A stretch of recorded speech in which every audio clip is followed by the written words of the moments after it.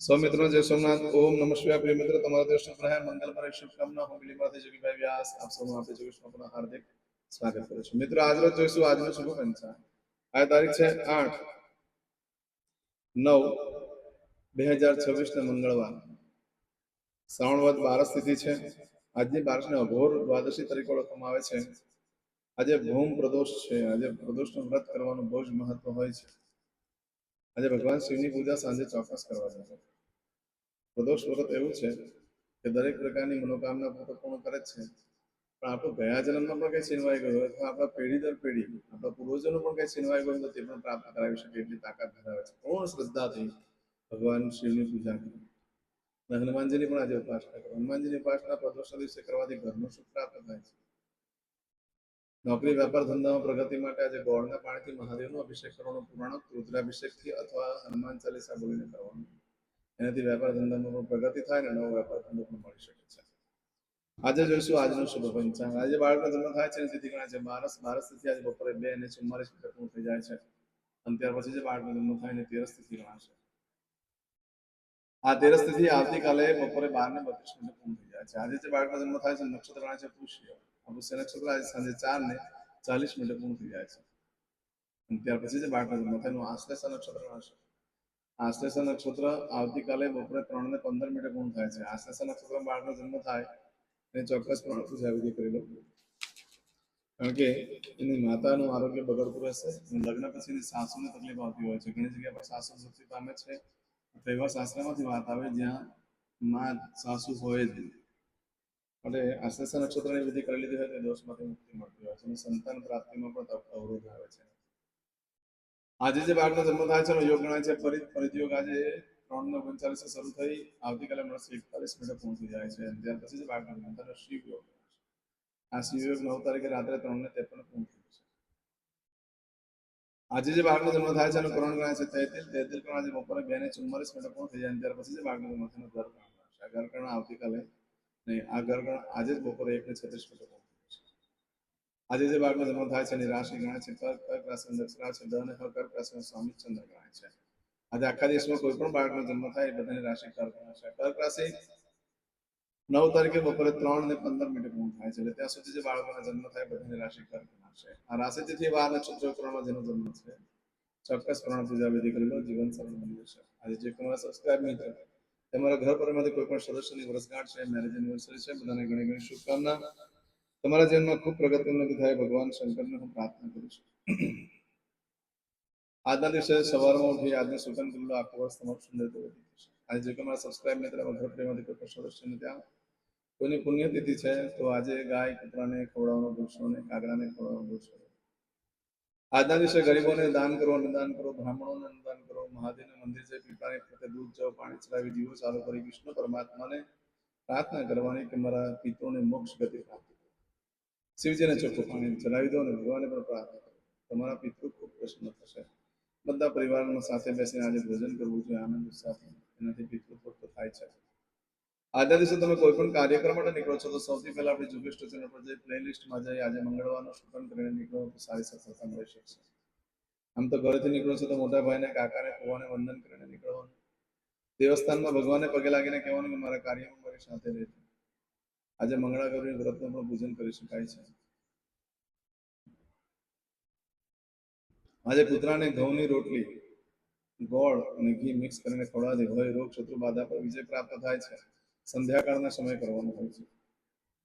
આજના દિવસે કોઈ પણ કાર્યક્રમ માંગો છો તો તેના માટેનો શુભ સમય છે। આજે સવારે 9 થી બપોરે 31 સુધીનો સમય શુભ રહે, બપોરે 3 થી સાંજે 4:30 વાગ્યા સુધીનો સમય શુભ રહે, સાંજે 7:30 થી રાત્રે 9 વાગ્યા સુધીનો સમય શુભ રહે, રાત્રે 10:30 થી આવતીકાલે મળસ્કે 3 વાગ્યા સુધીનો સમય શુભ રહેશે। આ સમયગાળા દરમિયાન તમે કોઈ પણ કાર્યનો આરંભ કરી શકો છો, કોઈ પૂજાનો આરંભ કરી શકો છો, છઠ્ઠી વગેરેની પૂજા પણ કરી શકો છો। મિત્રો, આજે એકંદરે દિવસ સામાન્ય છે, એટલે બહુ કોઈ કાર્યક્રમ માટે યોગ્ય દિવસ નથી, એટલે ના કોઈ ખરીદી કરશો ના કોઈ વેચાણ કરશો, આજે ના નવા કોઈ કાર્યનો આરંભ કરશો। આજે પ્રદોષ છે, ભગવાનની પૂજા આરાધના કરો, એનાથી ઘણું સુફળ પ્રાપ્ત થશે। આજે કરશો આજનો સંકલ્પ ચમચીમાં પાણી લેનો। અદ્યતને માસનમ માસોત્તમ બ્રહ્મ પવિત્ર શ્રાવણ માસે શુભે કૃષ્ણ પક્ષે દ્વાદશ્યામ ભૌમવાસનવિત્તાયામ અંતર્ગત ત્રયોદશ્યામ ભૌમવાસનવિત્તાયામ પૂજા પતે એટલે તમારે ભગવાનનું નામ લખીને મોકલી દો. હું લાઈક કરી ભગવાનને પ્રાર્થના કરી દઈશ તમારા માટે. હવે દરેક જણા પોતાનું સાચું નામ બોલી દો. તમારું ગોત્ર ખબર હોય તો ગોત્ર બોલી દેવાનું. પછી બોલવાનું છે અહમ, મમ, આત્મન, શ્રુતિ, સ્મૃતિ, પુરાણોક્ત, પુણ્ય, ફલ, પ્રાપ્તિ, અર્થમ, અપ્રાપ્ત, લક્ષ્મી, પ્રાપ્તિ, અર્થમ, પ્રાપ્ત, લક્ષ્મી, ચિરકાલ, સૌ, રક્ષણાત્મક, લોકેવા, સભાયામ, રાજદ્વારે, વ્યાપારે, વિદ્યા અભ્યાસે, દેશે, વિદેશે, સર્વત્ર, યશ, કીર્તિ, વિજય, લાભાદિ, પ્રાપ્તિ, અર્થમ, મમ, અખિલ, કુટુંબસ્ય, આયુ, આરોગ્ય, ऐश्वर्यादि, प्राप्ति, अर्थम, मम, जन्म, समय, तथा च विप्र, वृंदानां, जन्म, समय, जन्म, कुंडली, मध्ये, स्थित, ग्रहः, गोचर, ग्रहः, महादशा, अंतर्दशा, प्रत्यंतर्दशा, तथा च योग, युति, दृष्टि, मध्ये, शुभफल, प्राप्ति, अर्थम, भय, रोग, शत्रु, बाधा, दोष, मारण, तारण, मंत्र, तंत्र, अरिष्ट, दोष, पीड़ा, निवृत्ति, अर्थम, भूत, प्रेत, पिशाचादि द्वारा रचित अरिष्ट, दोष, निवृत्ति, अर्थम, मम, सकल, मनवांछित फल. और તમારા મનમાં જે કઈ ઈચ્છા હોય તે બોલી જવાનું.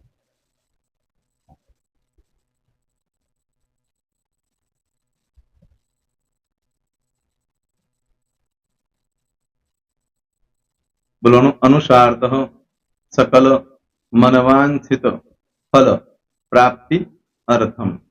હવે જે બરકતની પૂજા વાળા છે એ લોકો તો આ બધું બોલવાનું જ હોય છે, એ લોકો માટે કોઈ સ્પેશિયલ નથી. પણ જે લોકોએ હવે જે કહું છું તે લોકોએ જ બોલવાનું, જેના લગ્ન થઈ ગયા હોય એ લોકોએ બોલવાનું છે. મમ દાંપત્ય જીવન મધ્યે સુખાકારી પ્રાપ્તિ અર્થમ પુત્ર પૌત્રાદિ સંતતિ પ્રાપ્તિ અર્થમ. આ સંતાન પ્રાપ્તિ વાળા માટે પણ આવી જાય છે એમાં. દીર્ઘ આયુ આરોગ્ય ઐશ્વર્યાદિ પ્રાપ્તિ અર્થમ. તથા ચ હવે જેના લગ્ન નથી થયા તે લોકોએ બોલવાનું.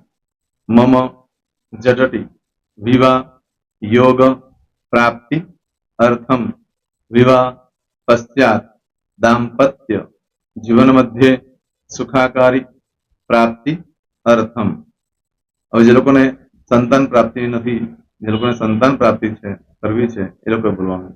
મમ દાંપત્ય જીવન મધ્યે સુખાકારી પ્રાપ્તિ અર્થમ તથા ચ દીર્ઘ આયુ આરોગ્ય ऐश्वर्यादि समन्वित संतति सुख प्राप्ति अर्थम. હવે જે અભ્યાસ કરી રહ્યા છો છોકરા વિદ્યાર્થીઓ છે તે લોકોએ બોલવાનું છે.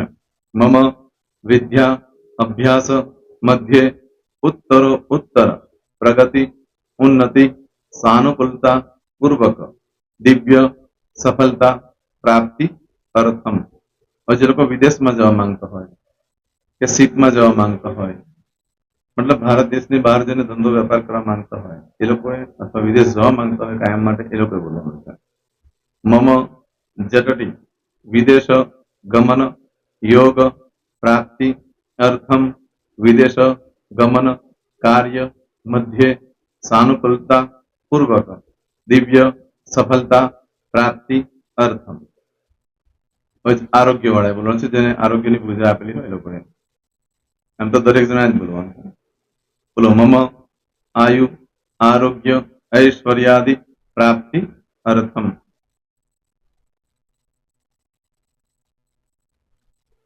હવે દરેક જણા બોલવાનું.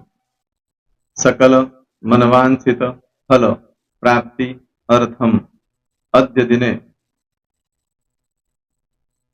પ્રધાન દેવતાનામ નિત્ય દિન અનુસાર્ધ પૂજન અર્ચન કર્મણિ અહમ કરીશ્યે. પાણીવાળી થાળીમાં પાણી મૂકી દેવાનું છે.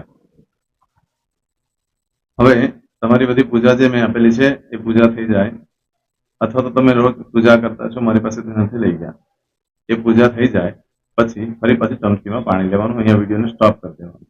પૂજા પતે એટલે પાછું આગળનું કરવાનું છે. અહીંયા વિડીયો સ્ટોપ કરી દેવાનો અને પૂજા પતે એટલે બોલવાનું છે વિષ્ણવે વિષ્ણવે વિષ્ણવે નમો નમઃ વિષ્ણુ સ્મરણા સર્વમ પરિપૂર્ણ અસ્તુ.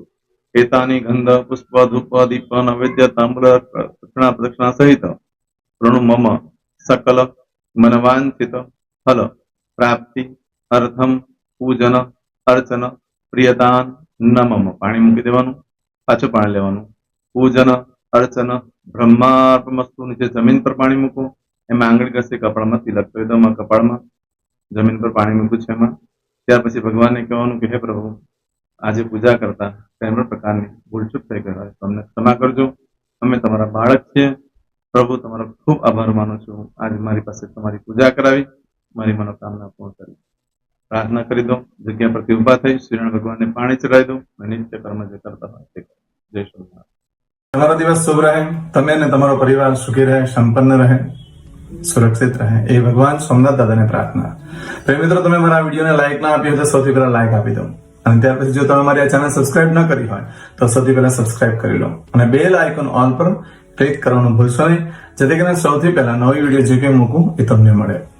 મિત્રો, કંઈ પણ મૂંઝવણ હોય તો મને આ નંબર પર તમે ફોન કરીને પૂછી શકો છો.